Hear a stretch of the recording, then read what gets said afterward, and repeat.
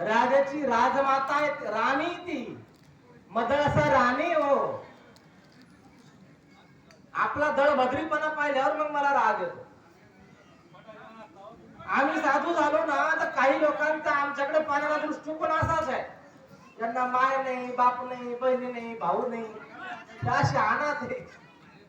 अनाथ म्हणून साधू झाले. ठीक आहे, कोणी एक हजारातून एखादा तासाही धर्मामध्ये येऊ शकतो, तो पण एक मार्ग आहे ना. ठीक आहे, हजारातून एखादा व्यक्ती तसा धर्मामध्ये येऊ शकतो.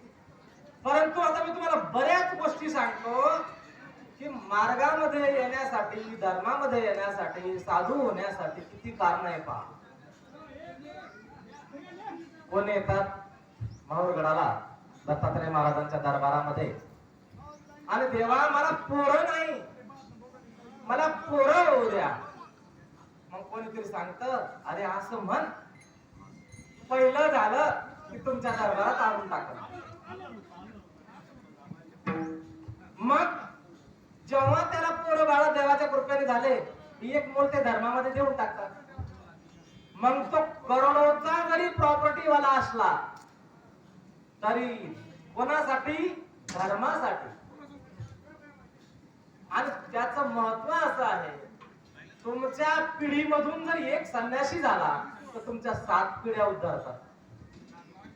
किती? 7. संन्यासी होणं साधी गोष्ट आहे. आणि म्हणून बऱ्याच प्रकारे धर्मामध्ये येणं आहे, येतात. आणि म्हणून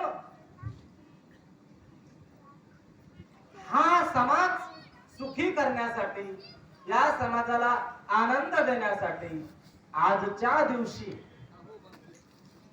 श्री दत्तात्रय महाराज अवतरले. अवतार विश्वतार भया, हरि अवतार विश्वतार भया, हरि अवतार विश्वतार भया, हरि अवतार विश्वतार भया.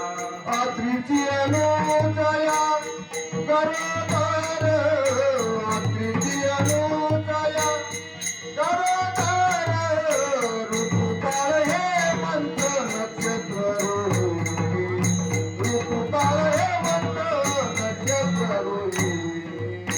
आत्रीची अनुदया गरोदर, आत्रीची अनुदया गरोदर, ऋतुकाळ हे मंत्र नक्षत्र रोहिणी, ऋतुकाळ नक्षत्र रोहिणी.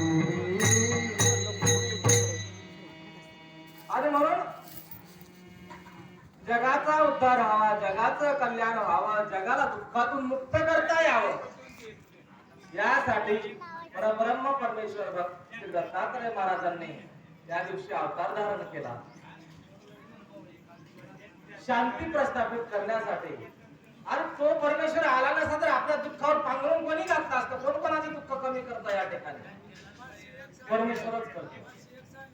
त्याच्या नामामध्ये समाधान आहे, त्याच्या नामामध्ये सुख आहे. किती